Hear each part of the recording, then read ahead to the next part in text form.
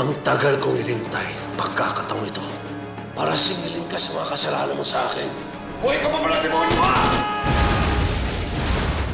Sinira mo ang buhay ko.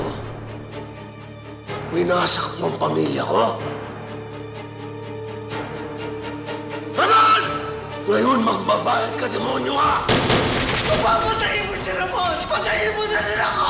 Gusto mo mamatay na kasama niya? Sige! Magsama kayo sa impyerno! Maswerte ka, demonyo ka. At nabuhay ka pa. Kahit ang impyerno sinusuka ka dahil sa kasamaan mo. Ilang beses pa kita dapat patayin para tuluyan ka na sunugin sa impyerno. Saan ba kita dapat patamaan? Sa ulo? Sa dibdib? Kapag binuhay pa kita, guguloy mo pa din ang buhay ko. Kaya hindi ko na hayaang mangyari yun.